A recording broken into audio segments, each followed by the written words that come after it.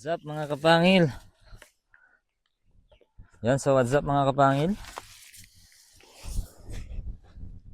Meron kami ditong ito na yung ipa na namin na ipon namin o na hakot namin. Yan. So yan magka-carbonize tayo para sa ating susunod na cropping At ngayon hindi lang pakwan ang itatanim natin, kundi gulay. Gulay tayo na lad. Gulay kami alad yan.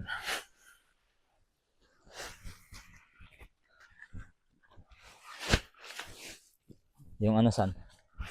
Yung tali. Mo.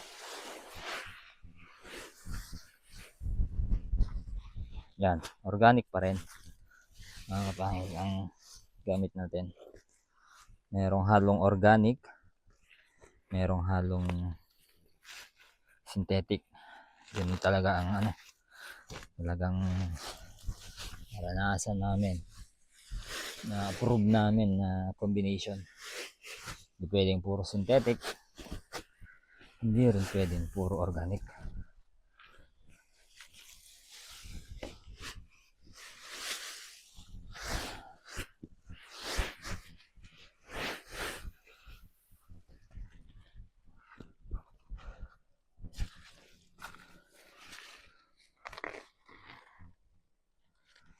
Marami pang lumaki pa yung mga maliliit na pakwan na lod. Marami pa yan. Maraming malalaki na. Maliit lang nung yan. Putas namin huli. Baka magiging pera pa lod Baka magiging pera pa. Marami yung seed gold doon eh. Diyan sa baba, kinuha mo na yan. Hindi, marami pang malalaki dyan. Sa baba? Marami pang malalaki dyan, hindi ko pa nakuha lahat. Mahangin. Ang mahirap lang dito sa amin mga kapangil, laging mahangin, tsaka pag hindi naman umuulan, mahangin. So, yung hangin nagkukos din yan ng windburn. Masusunog yung dahon ng pakwan dahil sobrang hangin. Nasaan na yung mga tali binigay ko? Windburn. Ayan. Windburn yung magiging matutuyo yung dahon dahil sa sobrang hangin. Kakaroon din ng dryness, hindi lang sa init. Lalo na kapag combination ng na sobrang hangin tsaka init ng panahon. Okay, ibaba lang namin mga kapangil lahat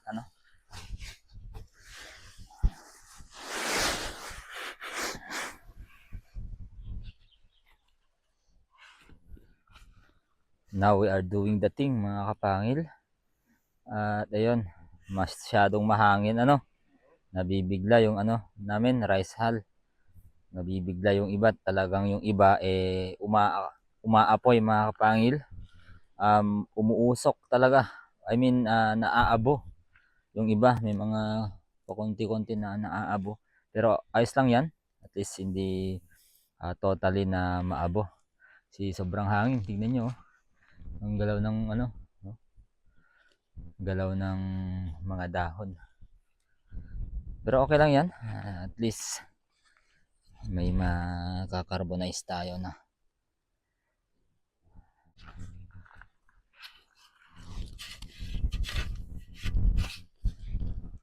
Sobrang hangin. Tignan nyo yung mga pangilo, yung usok.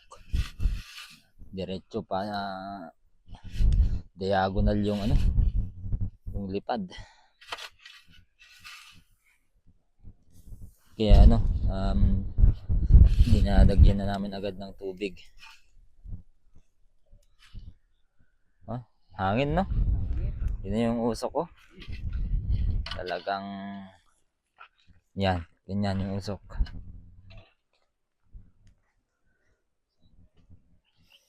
Yan, ito yung mga naabo. Yan yung naabo dito, pero konti lang naman.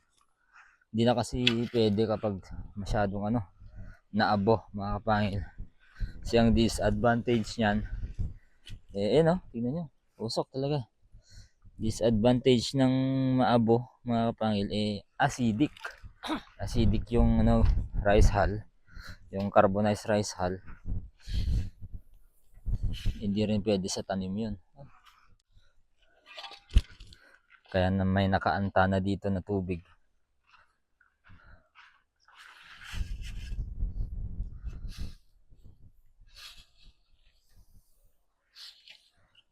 Yun, salamat nga pala sa mga naka nakasunod sa amin sa Facebook, no? Paki-follow nyo na lang, mga kapangil. Dixon Yahin, yun yung personal account ko. Yun yung ginagamit ko na sa Facebook. Doon tayo nag-upload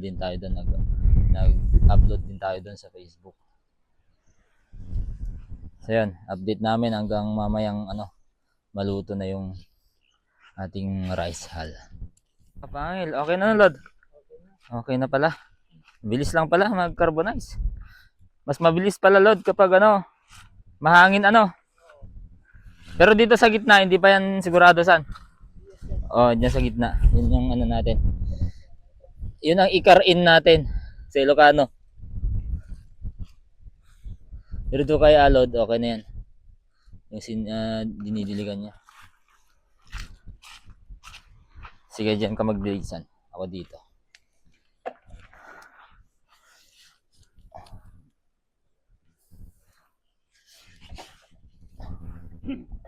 Pasok na pala sa. Medyo okay na din. Oo, sa loob.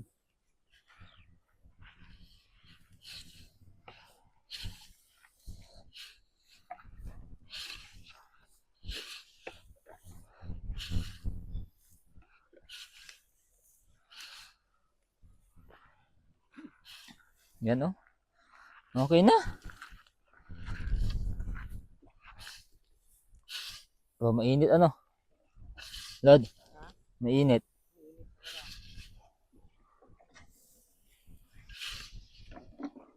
Dito lang, banda sa likod.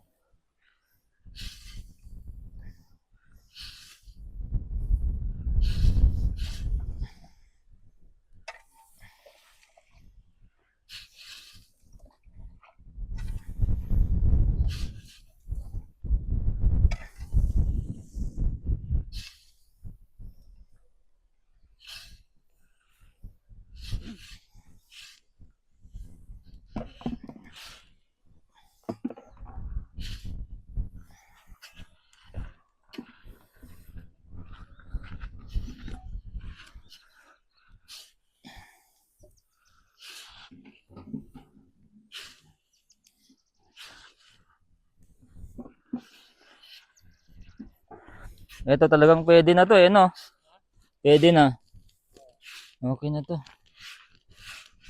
Yung iba, hindi pa. Hindi ba sa baba? Oh, pero ayos lang yan. Ganyan yung magandang text, itsura. Kahit may konting brown pa siya.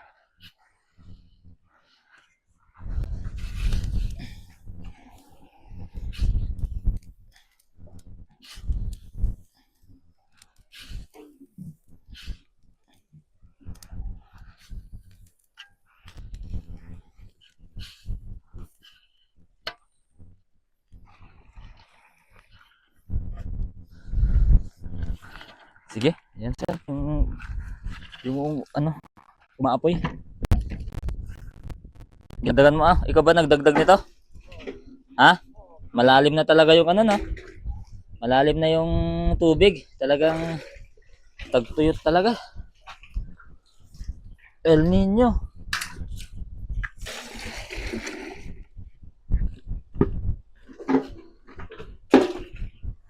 Oh, lalim Nasa na siya, yung tubig nasa mga 5 metro or 5 metro. Dati 2 metro lang tubig na. Halos na aabot lang ng kamay.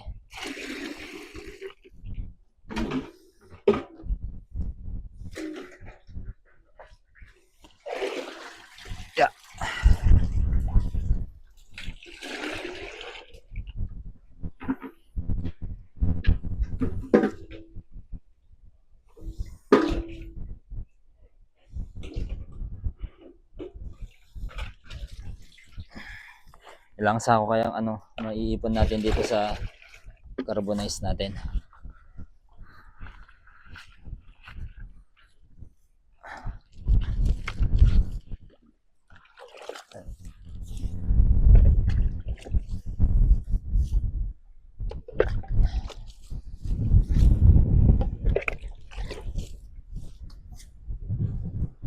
Ayun na nga.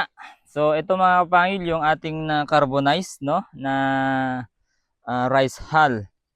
So kung mapapansin nyo ano, mapapansin nyo ay hindi talaga na ganun kung mapapansin nyo may mga ano pa siya. Ganito pa siya oh.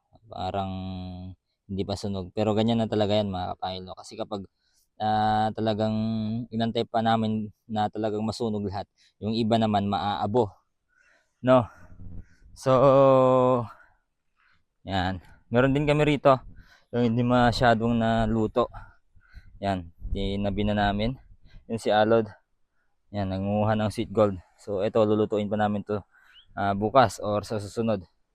Yan. So, yan mga pangilo. Kita-kits ulit tayo sa bukas or sa susunod.